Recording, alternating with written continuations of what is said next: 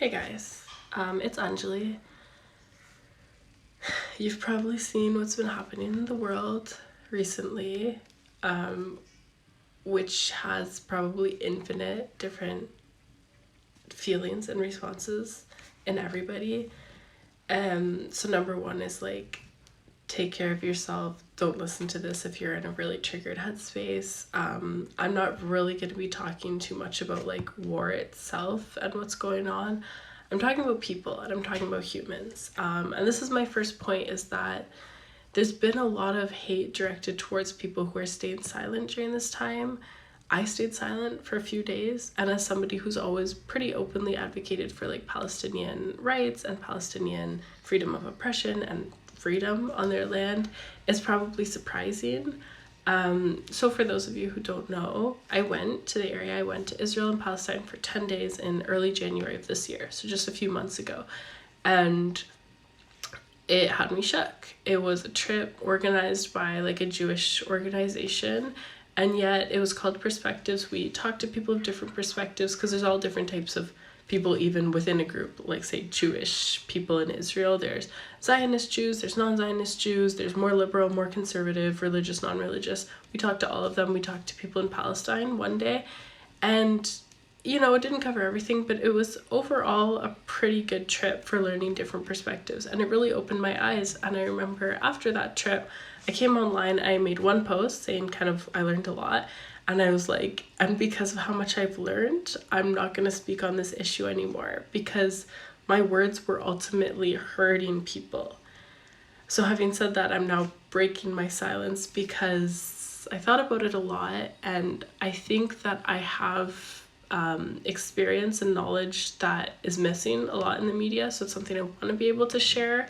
Having said that, I'm probably going to end up like crying or screaming halfway through this and have to keep like cutting it and cropping it. I don't know. It's been a rough few days.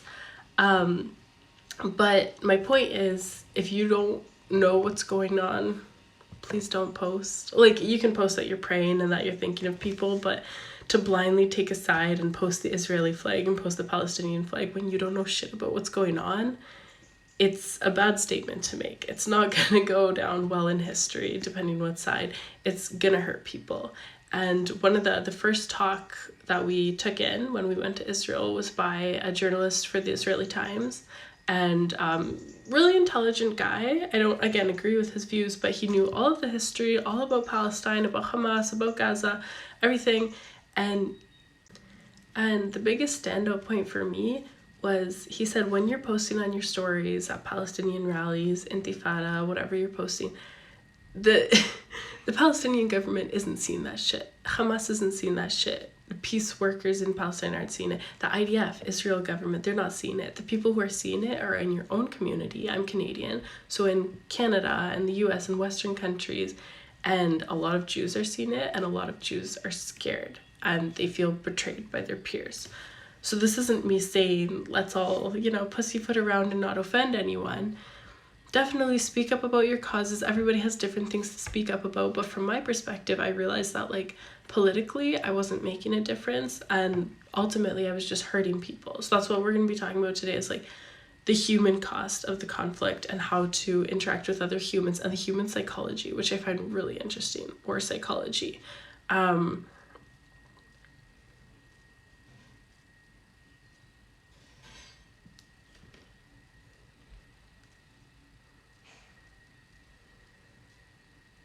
In the same way, posting a lot of stuff in favor of Israel right now, when they're the ones oppressing Palestinians. That's just a fact. It doesn't matter what's happening in this war right now, but for the last 75 years, Israel has had Palestinians under a state of occupation in horrible living conditions. Gaza is an open air prison. There's no escape. West Bank, Palestine, is occupied. There's military violence there near daily. There's bombing of mosques during Ramadan. There's families being cut off from each other, murder, torture of children. Like, there's atrocities being done.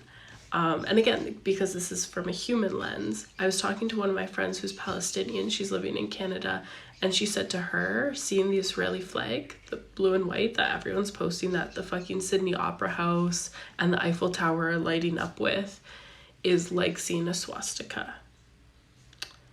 Which is interesting because I never thought, because I went to Israel, and this is another human story for you guys. When I was there, I was posting all the food, and my first day I was like, oh my god, I had knafe. If you know what that is, it's like a cheese, honey, it's delicious. And I posted that, and then one of my Palestinian friends responded being like, actually that's Palestinian, with a little winky face. And like he was a little triggered. And then I had a girl who I thought was a friend of mine. I was posting all the Israeli food, and I posted something like Israeli chocolate slay, and she was like, oh yes, keep praising the apartheid nation. Like she responded to my story, and like I was just startled because A, I thought this was a friend, and B, how was I praising? Like I wasn't posting IDF shit, I was literally posting a chocolate bar. And this just illustrates how deep of an issue this is on both sides. So I would say most of the Jewish Israelis, and especially Jewish citizens of Western countries like my peers in Canada and Americans, are very ignorant of the Palestinian suffering through no fault of their own. If you were to show a video of the idea of violence in West Bank to any human, Jewish or not, in any country, they would be like, oh my god, that's horrifying.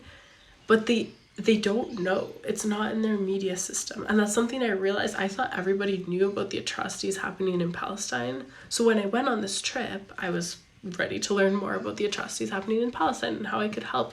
And there were a few Jewish students in the group, some who were more educated than others. Some were just very rah, didn't know shit. Some very educated. But even those educated ones could tell me all about different dates in Jewish history and the founding of Israel and the different leaders, and like they knew all of this stuff, but they just didn't know about the Palestinian part because they never studied that, because they would go to like Jewish schools where they learned about like Israeli immigration. That's something I studied after coming back from my trip. There was like an Israeli studies group, and we learned about the immigration of the Ethiopian Jews and different Jews from different parts, and Sephardic versus Ashkenazi, and like the different beef between them. And certain settlers who had come before 1948 felt that they were more entitled to the land because they'd fulfilled their destiny and what their religion was telling them to come back to the land, versus afterwards they were kind of like, you should have done this earlier, like you were a pussy. Basically, there was just a lot of like immigration issues and beef, and that's all really interesting when you think about it. I think a lot of the world and a lot of the people supporting Palestine right now think of the Jews who settled Israel as some homogenous group, and that could not be further from the truth. There were Jews already in that area. When you think of Palestine like 100 years ago under the Ottoman Empire, there were Jews, Christians, we always forget about those, and Muslims living together. And there's also an idea of them living in harmony. I don't know. Like I said, this is not a history lesson. This is a human lesson. But like, is it ever really harmony in the same way that now people are saying? I had a friend post on her story, and she said a bunch of pro-Israel stuff that was, again, just a little tone deaf to what's going on right now. So she said, I love Israel, and I'm not ashamed to admit it. I'm never going to stop saying that. What she meant, she shared her experience during Birthright. That's the trip that like any Jew can take to Israel before the age of, I think it's 26 or 30 or something. So like Jewish youth, super fun. It's like a month, fully funded trip, big party, and education. And you go to different places, you learn about these issues with immigration, history, borders, wars. But again, you learn one side of history. It's impossible to know all the sides of history, but just know that if you've gone on that trip, it is a very narrow view of how things are going. They don't really learn the Palestinian narrative because they don't talk to Palestinians. And that actually, I know I'm jumping around a little bit here, but there's a really great author on Instagram named Sim Kern, and they've spoken out. So they're Jewish, and they're very proudly Jewish, but they've also spoken out against what's happening in Palestine. And they have somehow, for some reason, been canceled as if they're anti-Semitic, and Israel has them on some like banned book lists for being a horrible anti-Semite. And they're not. They're literally just an author who's saying, like, they're Jewish. They're not anti themselves. They're not anti-Semitic. They're just saying that the Palestinian struggle is something we should talk about more, and we should read books by Palestinians, because once you hear that narrative, it really opens up your mind a little bit, and it opens up your empathy. And there's a horrible lack of empathy right now. I was talking to a friend who's Jewish. He's been to Israel, and he was talking about apathy in the Middle East, and he said, in Canada and Western countries, we tend to get horrified because we don't see it in the news a lot. So when we do, it's like, oh my God. Like, you see like one person murdered. That's something that, you know, happens with war. And I was talking to one of my friends who's Arab. She grew up Arab. And the news channels they would watch showed everything. Like, they would show ISIS beheading people, like the whole bit. Versus, like, our news is very sheltered, which is why I think so many people are having such an emotional reaction. And they've overreacted to Hamas's like surprise attack on Israel, and all of a sudden everyone feels scared and under threat and emotional, which is understandable, but that's also not taking into context the history. And this isn't me, like I said from the beginning, I've recorded two or three podcasts so far. One was over 2 hours about what I learned in Israel and Palestine, and each time I like delete it because I'm like, I don't want to step on toes, because A, it's very scary. People are losing jobs for just supporting Palestine's struggle for freedom. Like, they're literally not saying anything terrorist, nothing anti-Semitic, but they're losing jobs. They're losing opportunities. And that's terrifying for me. If Playboy can fire Mia Khalifa, right? But I have no boss right now, so we're fine.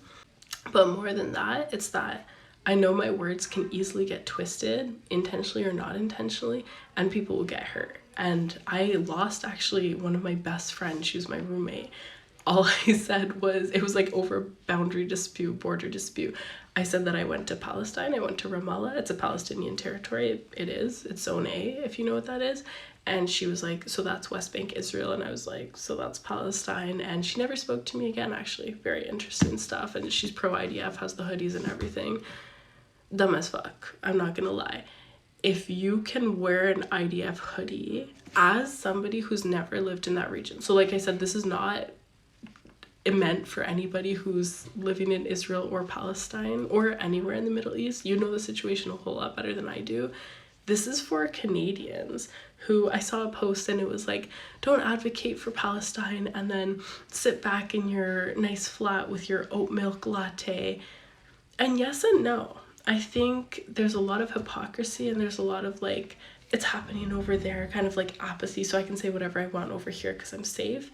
And at the same time, when you're not directly involved in something, you have a sort of clarity because you can step back and see it intellectually. And I remember that was happening the whole trip, that the students who were Jewish were getting really upset over, like, the day we went to Palestine, they didn't want to go. Which, to me, I was like, if anyone should be going to this very safe, very forward place, like Palestine, the media sees as some Muslim terrorist place, that's Islamophobia. Okay, that's racism, and that's religionism, religious prejudice, right? There were multiple girls there, not in a hijab, in leggings, with men, without men. Like, it was a very normal place. I actually loved Ramallah, it was gorgeous. Except the fact there was garbage everywhere. But anyway, these students didn't want to hear a different perspective. And it wasn't that they didn't care or they have no heart. It was that their whole life they've been fed a narrative that these people are dangerous, they hate Jews, they're anti-Semitic. Again, Jews are not a homogenous group, neither are Palestinians. For sure there's anti-Semitic Palestinians. I've actually personally spoken with them, and it always jars me, and I'm kind of like, oh Jesus. And then the vast majority, I would say, are not. And they really just want their fucking land. And everyone has a different idea of how to get there, which is why I've seen posts both ways saying this conflict is super complicated. And then I've also seen mainly pro-Palestinian posts saying it's not complicated at all, we just want our land back. And overcomplicating it is just a way to like muddy things and muddy the media and the news so that we can't get our land back. And for me, I think it's really fucking complicated. Well, I've been talking for like 15-20 minutes and we still don't know what's gonna happen. Nobody knows. I've seen a lot of statements of predictions. Hopefully, like, I know the US has been encouraging Egypt to take refugees from Palestine right now, which is like a very promising good thing. I know a lot of Israelis have flown out, which is again very good. also a privilege that Palestinians don't have. They can't fly out. Gaza is an entrapped open air prison that you can walk the length of in one day. It's a tiny stretch of land. Check it on a map. It's between Egypt and Israel. And so they can't fly out. So they're sitting ducks, literally waiting to die. And despite all of that, they have decided to risk it all and go to war. And yeah, it was a surprise attack, which is horrible. Having said that, you can't look at it without context.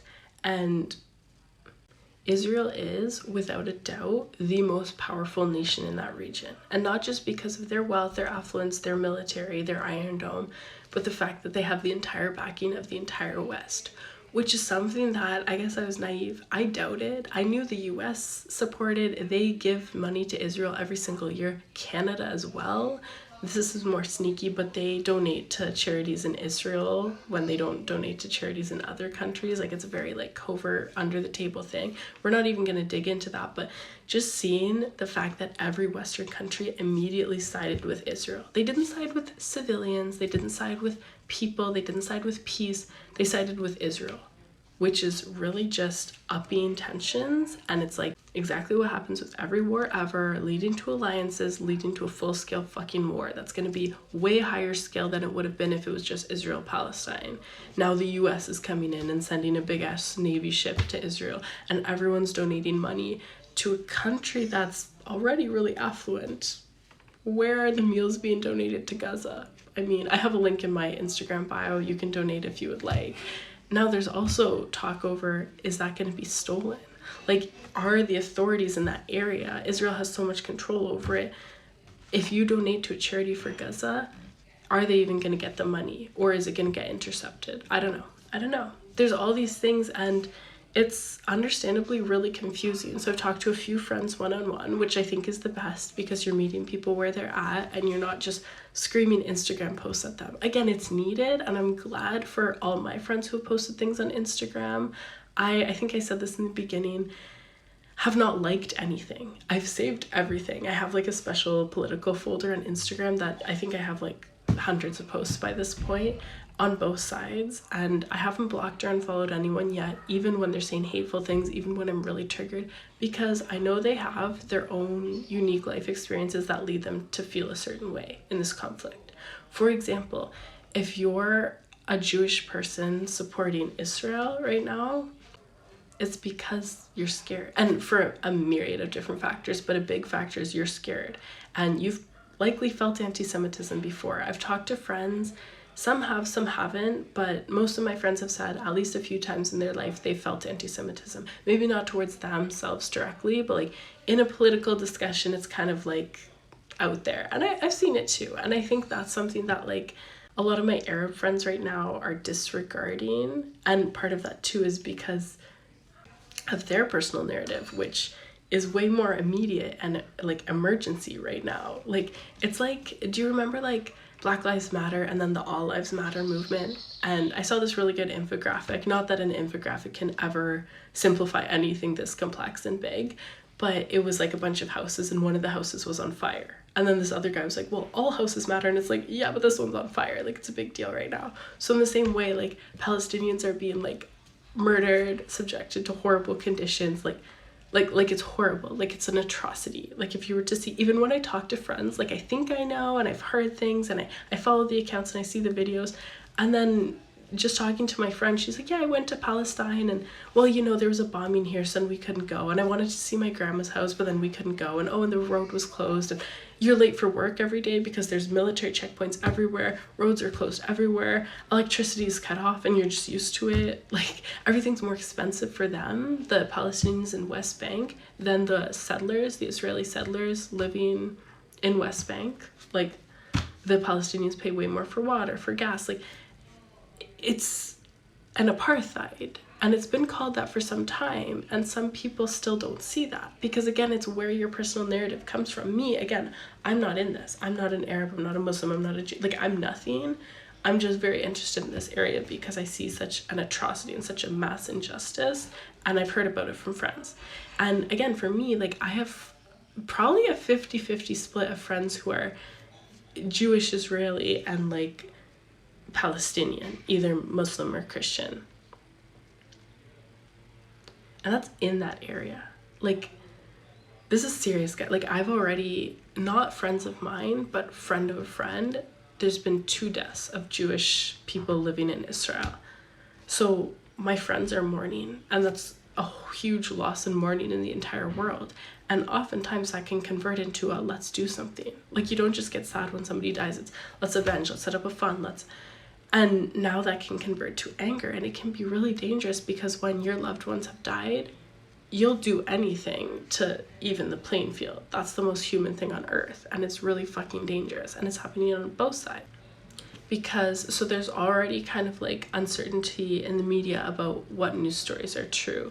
And like I said, it's really fucking confusing, and it's absolutely okay and valid if you need to take some time off the internet and you don't know what's happening. And before recording this, like, I was ready to record it last night, and then this morning, I think I read the news for like 3-4 hours, and then I'm talking to my friend who's in Palestine right now, and he's sending me stuff. He's in West Bank, and then I'm talking to my other friend who's in Israel, and I'm talking to my other friend who's Palestinian living in Canada, and everyone's sending me new stuff, and it's just like, it's never ending. Like, I've read 100 fucking news stories, guys. It's a lot.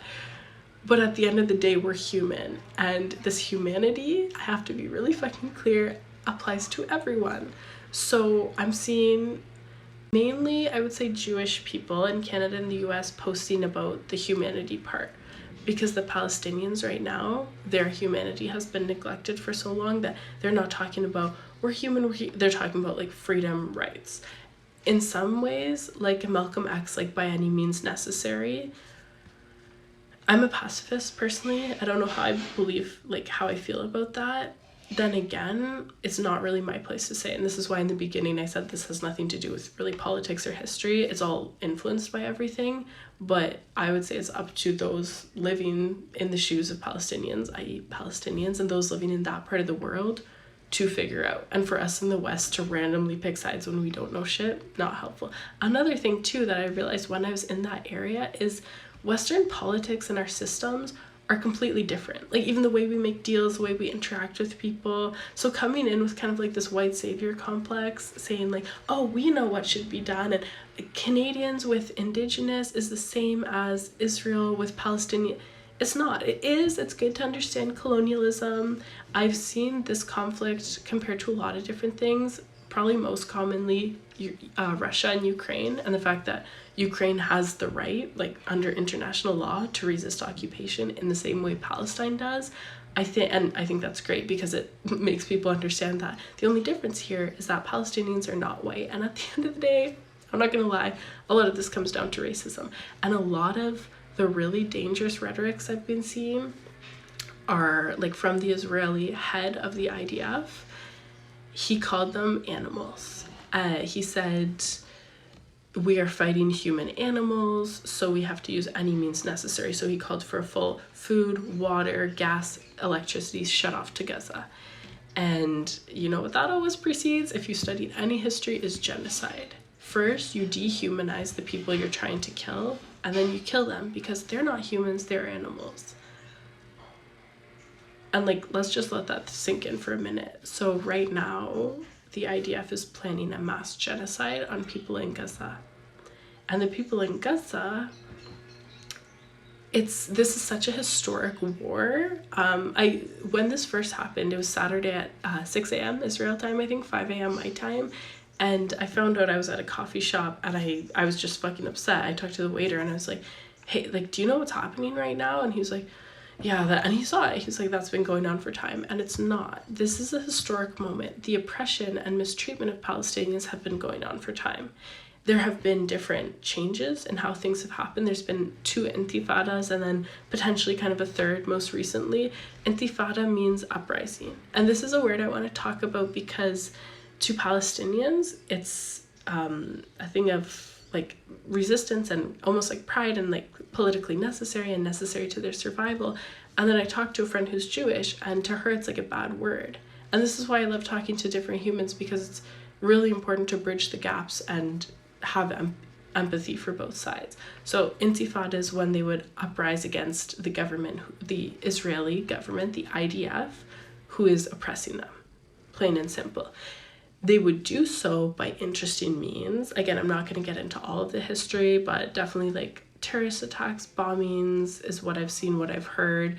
You can decide for yourself if you want to believe all of the news. I've even seen some of the news coming out right now about like 40 babies.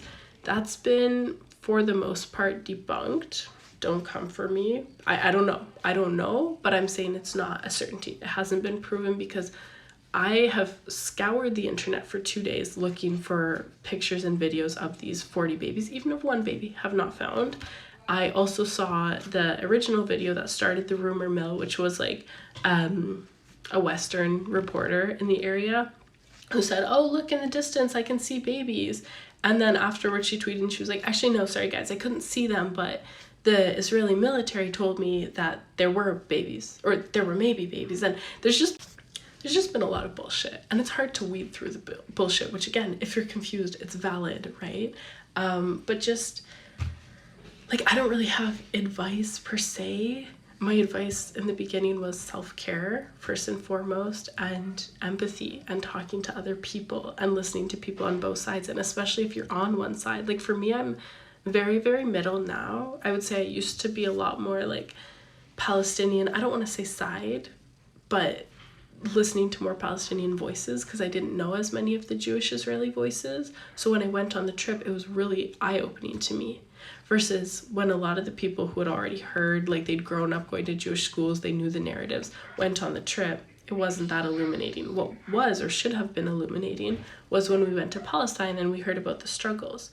But these students, for the most part, excepting maybe one of them, but I don't even know about her, were completely blind to it, and they were triggered after it because to them, hearing Palestinians talk about how Israel shouldn't be a state was a threat to their entire way of life and a threat to their religion. And that's probably the last thing I want to talk about because I'm drained and I need to go pray and probably cry, is that Judaism is not intrinsically Zionist, okay?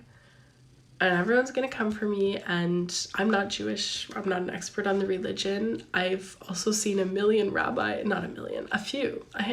handful of rabbis on the internet and of Orthodox Jews with, you know, the hat and all the good stuff, talking about how Israel's actually not Zionist and they're not supposed to settle that land in Jerusalem, around Jerusalem, Israel, modern day Israel, until the coming of the Messiah, which has not happened yet in the religion. Religion aside, Zionism means the right to a land for one group, okay? The Palestinians, I don't even care who is there first. That's a lot of the arguments I'm seeing right now are like, oh, Palestinians were here first, so it's our land, so get out. This is really dangerous, guys, because Palestinians, their narrative is, a lot of them wear a key around their neck.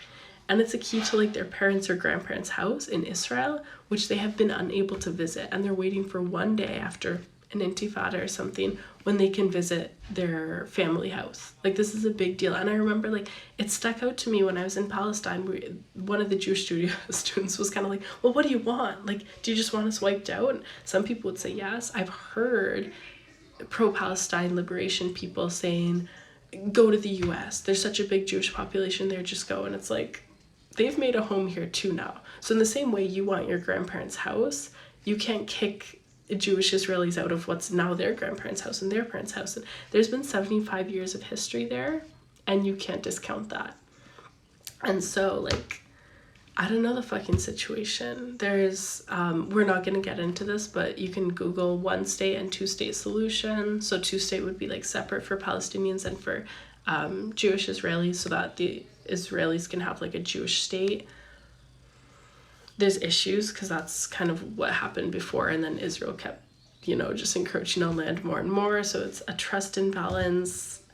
One state would be them all living together, but then I thought that was great. I was like, beautiful, you know, everyone lives in harmony. And then my Jewish friends were really concerned because they knew they'd be outnumbered by a Palestinian and mostly Muslim majority. And that was really threatening. And I mean, they're not wrong to feel that way, because I've heard a lot of Palestinians say stuff such as, we would never do to you what you do to us. Like, that's not Muslim, that's not Palestinian, we're not like that. And yeah, but there's bad people everywhere, and anger can do some really funny things and can create a lot of violence. So you're telling me after being oppressed for 75 years, if you've suddenly got majority power over a group, you're not going to switch the tables and punish them the same way they punished you? Maybe not. I would love to hope for not, but it's understandable that the Jews are scared, right? And I think that's a big reason why, like, Judaism, I didn't realize this for a long time, it's a lot of their like holy days and everything are rooted in Jewish suffering. Like, so I grew up Catholic, and our holidays are all pretty happy, you know, like not all, but like miracles, the birth of Jesus, he's our savior, and then he dies Easter, but we're celebrating his resurrection, man's immortal slay. In Judaism, it's all like suffering, and we escaped this, and the Fa and Yom Kippur, and like it's all like sad days. And because of that, I think psychologically and even like genetically, like it's in your bones, is like suffering. So they're always scared that something else is going to happen to wipe out their Jewish state, which I never appreciated. But there's a lot of Muslim states in the world. There's a lot of Catholic states. Canada has publicly funded Catholic schools. There's only one Jewish state. So I don't know. Like, I don't know if there should be or if there should not be. And a lot of the Orthodox Jews are interpreting the Torah and saying, like, actually, we don't need a state. We're supposed to be kind of like nomadic and, you know, not have a home until the Messiah. Then again, how do you tell people, hey, just don't have a home? Like we're living in like the 21st century where everybody wants a home and an establishment.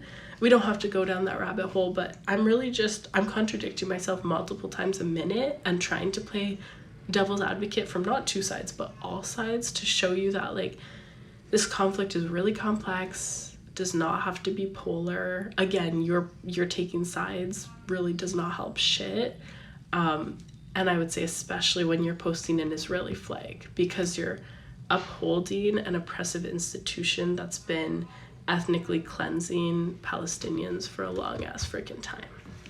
But like I said, as well, bet Palestine's free, but what does that really mean? Again, if we're reverting to how it was 75 years ago, that would mean that none of the Jews have homes here, and they do now in Israel. So you have to work with that information, and how the Jews hear it is as anti-Semitic as is wipe out the Jews, which isn't necessarily what it means. For some people, maybe. For the majority, I would say no, but that's how it's heard. So it's not even like what you're saying, it's how it's heard, right? I've also seen I've seen some anti-Semitic stuff. I've seen, there was a pro-Palestine protest just a couple days ago in New York, and there were pictures of swastikas, which is horrifying. I've also seen a video that's been pretty viral, hopefully you've seen it, of people interviewed at pro-Israel protest rallies saying, wipe out all the Palestinians, kill them all, wipe them. Which again is calling for mass genocide. I'm trying to be empathetic. I don't know how you can look yourself in the mirror when you're calling for mass extinction, but it's when the media, like there's mass propaganda right now targeted towards fear-mongering people. And part of that is Hamas. And this is, I keep saying the last thing I'm going to talk about. This is one of the last things I want to talk about, which is I've seen mostly Jewish people supporting Israel condemning Hamas. And what they're doing here is they're separating Hamas from the human Palestinians and saying, bomb Gaza because it's Hamas, and how could Hamas like attack us like this? And it's like, for one, a lot of Palestinians support what Hamas is doing, a lot do not. It's a separate thing, right? But by seeing Gaza as run by Hamas, it becomes morally acceptable to bomb their brains out, despite the fact that there's 2 million civilians there who you're also going to kill, right? Half of whom are children because of how low the life expectancy in Gaza is, because of how shit their conditions in this open air prison are, right? So again, like these are just things to think about. I've also, again, I'm a pacifist. I don't really want to promote this, but I've seen a lot of posts saying, what do you think resisting colonialism is? Like, how is Palestine supposed to peacefully protest? Because they've been doing it for years. They've been talking to the United Nations. I've met Mustafa Barghouti, who's a politician in West Bank, Palestine, and he's been asking, can we have a democratic election? Can we have representation? Can we? And they're not treated as a state or a country. They just have refugee status in the world. And there's this idea of like, the perfect martyr refugee, that you have to be sad and a woman with a baby and you have to be a certain way. And it's like the minute you uprise, even if it's warranted, even if you've been beat down for so long. One of my favorite metaphors was by a Palestinian educator I had, and he was like, you're stamping on my neck and you won't stop. And like, I can't do anything. You're stamping on my neck. So by any means necessary, I'll pull a gun out and like, you're stamping on my neck. You know what I mean? So I'm never promoting violence ever, but we also have to like understand. And if you read history, what do you think the world wars were? They were violent as shit. A lot of people died. So understanding where this is coming from is really important. That's something I was a little scared to say. But yeah, and then just realizing just the gaps in education on both sides, but especially what I've been seeing in the West, and the reason I think Canada and the US are coming out with outlandish statements saying we support Israel's right to defend itself. And I was like, well, the Palestinians' right to defend themselves for the last 75 years against occupation. What about that, sir? You know? Israelis, like, from the ones I've talked to, my Jewish friends in Israel and not, they have not learned it. And when you think about the psychology again, it's like, if you have brothers on left and right, like east and west, Gaza's west, West Bank is east, Palestinians, and you know what they're going through, how do you live with that? Like, if, say, Canada was like perfectly peaceful and like all of a sudden we started like fighting the US and bombing them and treating them like shit, as if, but you know, how could I like go about my daily life and live and enjoy the things I have and the land I have when I know it's like stolen? It's in the same way that land acknowledgements have been happening in Canada, which is hypocritical because a lot of those people aren't speaking up about Palestine. Interesting. But you know, because it's like we killed and stole for this land. It wasn't me, but it was my ancestors, right? Actually, I'm an immigrant, but you know. And at the same time, like residential schools in Canada went up to the 90s. Did my grandparents were alive, do you really think they knew? Like, do you think my grandma was a part of it and like, yeah, put the Indigenous kids in residential schools? Oh my, like, no, like she didn't know shit about it, right? Like it was separate. So in the same way, I think a lot of Jewish Israeli citizens and just Israeli citizens don't know shit about what's actually going on in Palestine. And like I said, I've had it on my For You page for time. I have a lot of Arab friends who are allies with the Palestinians. And yet when I showed my tour guide in Israel, who was like, he's a Jewish Israeli, but he studied Israel-Palestine relations for times, I was like, what about all of the attacks? And he's like, what do you mean? Like he was like fully like blank. And I showed him videos and he was like, what? When was that? Like, there's just such a disconnect between the suffering that's going on and actually acknowledging it. And I don't know if it's intentional apathy, it's just their only way to cope, or if they just actually haven't been exposed. I know the media twists a lot of things. I think there is deep down as humans some guilt about living on land that's been stolen.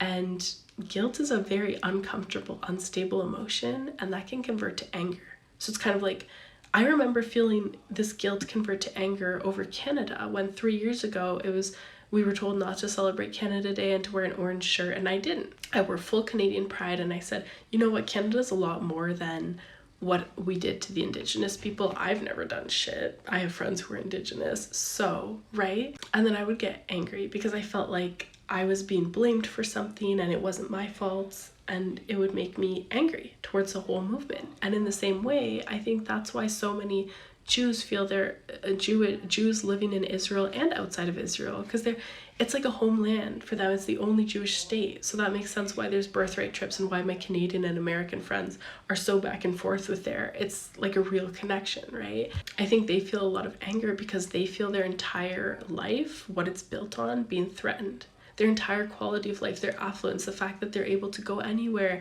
They can go to Jaffa, they can go to Tel Aviv, they can go to Jerusalem and be safe. It's being threatened. And this is the issue, that if they were able to open up their hearts and minds a little and listen to the struggle of Palestinian people, they would learn what's truly going on and be appalled and probably want to be part of the solution.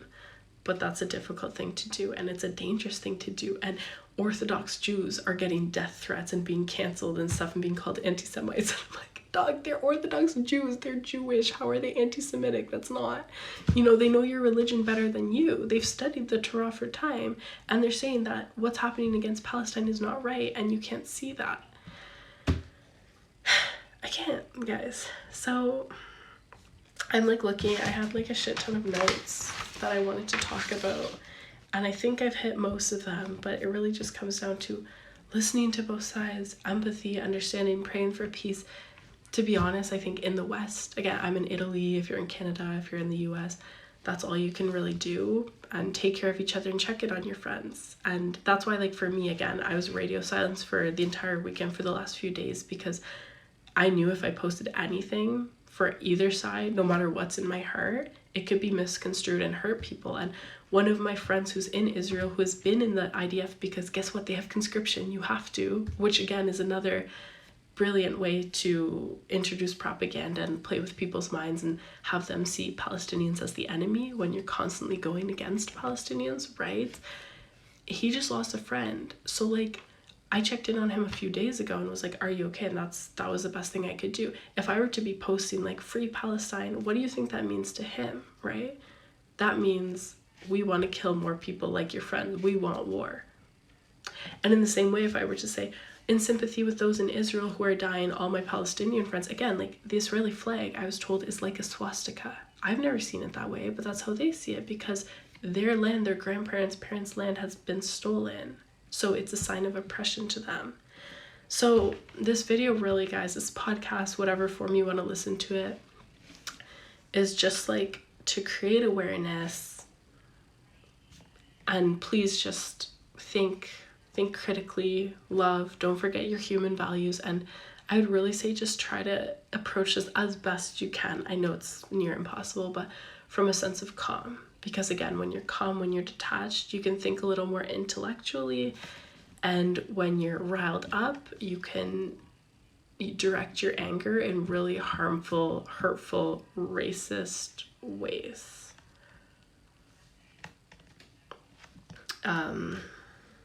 Yeah, I don't know. I usually end with something cute for podcasts. This is not cute. This is a devastating situation. I'm gonna go pray for peace and calm no matter what happens. Even if people are dying, that they can have calm as they die. That's my approach. Pick yours. But please be mindful and be loving. Peace and love, guys.